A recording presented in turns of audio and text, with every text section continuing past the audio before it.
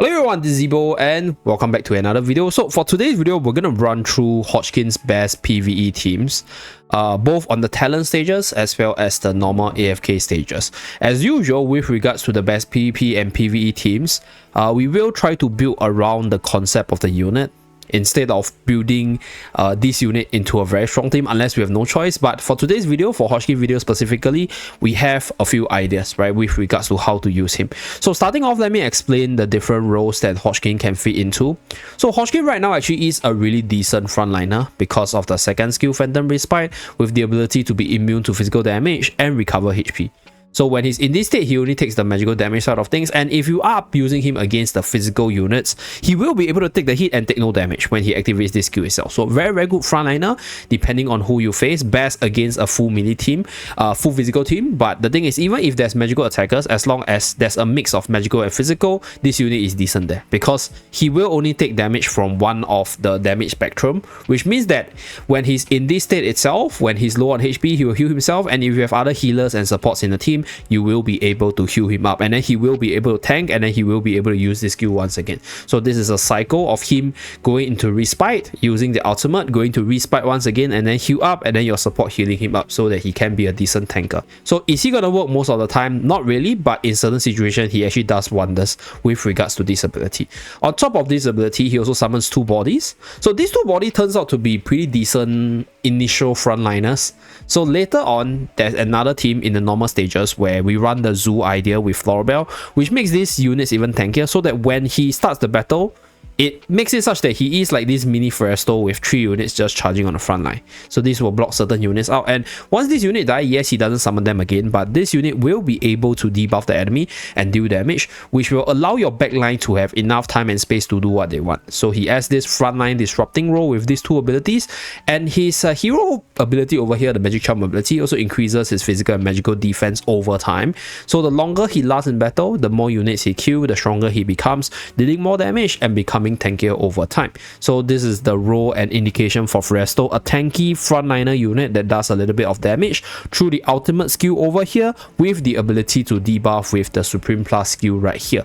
So this is how I see Hodgkin, and this is the team building idea around him. So Rendering Creep, I'll say, is a decent additional damage source with the ability to debuff against melee units. So the best case scenario to feature Hodgkin will be using him in a team against a full melee unit, melee team, and physical damage dealer. So that's where he will perform the best. But in this team right here, we're using him in the season talent stage. So against the enemy, you can see that we have a mix of magical, right, in the form of Bryon, Iron, and Miral, and then we have Joey, which is a physical attacker, and Igor is a physical attacker. But we can still run Hodgkin here in the team archetypes such as our dear Mauler one. So we will be using the Mauler one to showcase this. Okay, so the reason why we are using the Mauler for the factional talent stages is because if we consider the different factional talents in the game right now, Graveborn is probably the weakest for the AFK stage pushing side. So we are not building Hodgkin in a Graveborn factional talent, right? You can also use Hodgkin in the Echoing Radiant, the Light Bearer one. In the event, like I mentioned earlier, you can use him as a tank. So let's say if you are facing a lot of melee attackers, physical attackers especially, then you can put him in a Tarsi team as a frontliner as well. So he is quite flexible in terms of that position, but I think generically you can actually feature him in the Mauler team, because another synergy that he has with regards to the Mauler is the Mikola plus the summon combo. So at the start of battle, he will summon 2 units. So you will have a total of at least 7 units on the battlefield, with, I'll say, 2 to 3 of them within the Honor Arena, which will give you that attack buff. Very useful stuff. So this is one team you can go after. You can easily slot him into the Light Bearer team with Tarsi, right, as the frontliner. So you have 3 other Light Bearer plus Tarsi plus Hodgkin. That will be a team as well. So I'll showcase that after this one. So for this battle, I won't be able to showcase this because this is the massive deficit that's super duper hard to deal with. So we will just showcase both battle with this one from the Mauler team as well as the Light Bearer team. With regards to the Celestial Hypogean team, I'll say he's usable, but I won't actually use him because in a Celestial Hypogean team, usually what you will be using as a tank will be Feresto. So having like 2 frontliner units that's there to soak damage is not that optimal. So optimally, I'll say it's between the Light Bearer and the Mauler one for the season factional talent. So without further ado, let us show the team showcase. Okay, so you guys can see when he spawns the minion, we are able to hold on to the battlefield for that Mikola buff, right? So Mikola, Coco, and Smokey, they make for amazing Mauler supports for the team. So we have heal, we have buff, and because we have the aura from Courage Fear right here, right? The two summons that Hodgkin is able to provide will be able to act as that additional damage source. Okay, so we are relying on the Mauler to sort of carry us, but we are using Hodgkin as this frontliner disruptor role in most of our PvE teams anyway. So you can use him here, you can use him with the Tarsi team later, and you can use physical attackers together with him as well, like Shakir for example, because he also has that physical debuff.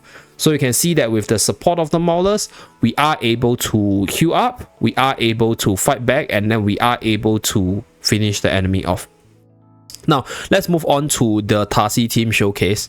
So let's say now you have, like for example, the Tarsi team idea with the Light Bearer side. You will probably need like, okay, so he can be a good frontliner. So what we want to do, right, is we want to, okay, hold on.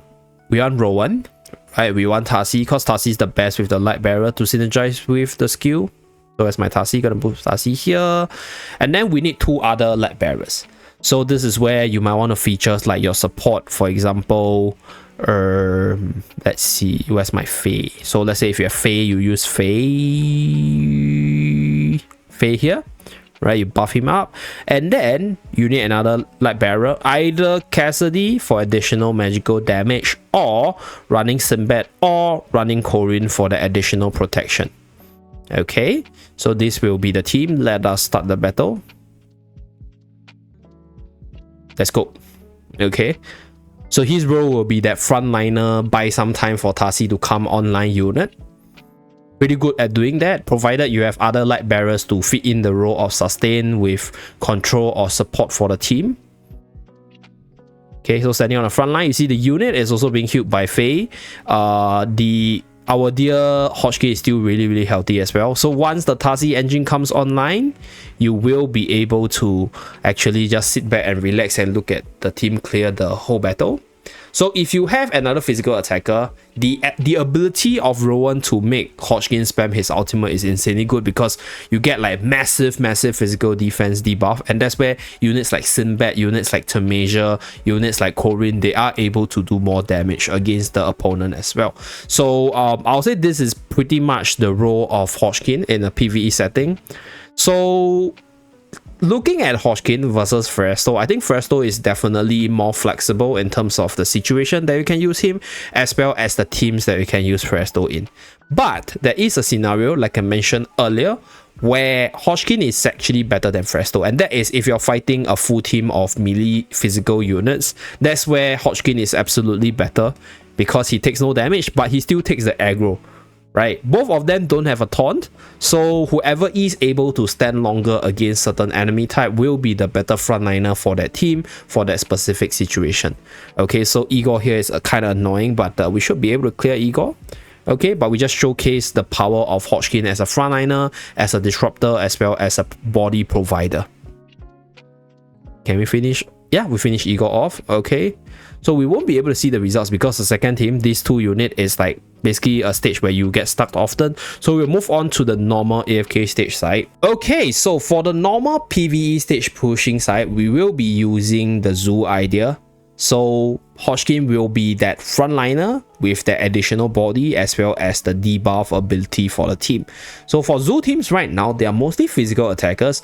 So Cisia, good physical attacker, good control, good debuff. We have Florbell, good buff, good AoE, good physical damage, and also control. So that way they will be able to benefit from Hodgkin's Supreme Plus skill. Then we have Ludovic as a heal.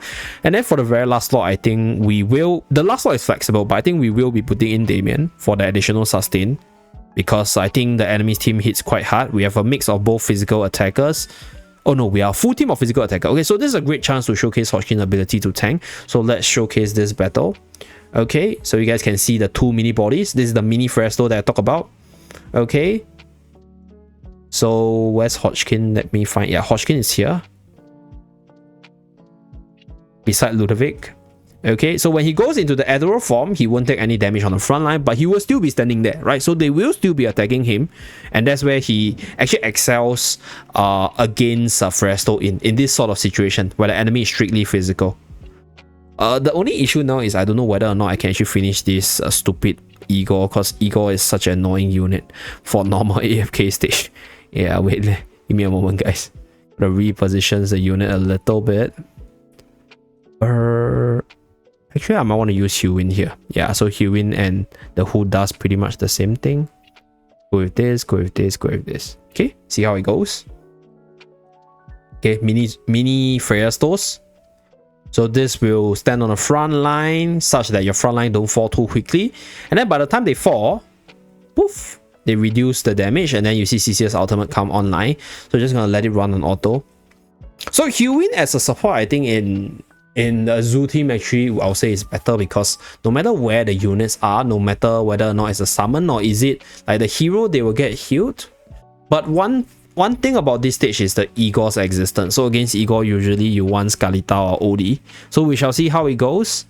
But it is just a showcase for this team. So Zoo team in general, they are not like the best pushing team in terms of power level, but you will need to use Zoo against certain types of enemies, such as the teleporting flower, I can't remember the name exactly, right? Or units which are just really bad at dealing with multiple units on the battlefield. So yeah, right now I don't think we can clear it, because even if we can finish off the two other units, Igor will be an annoyance because we don't have Odie here, unfortunately.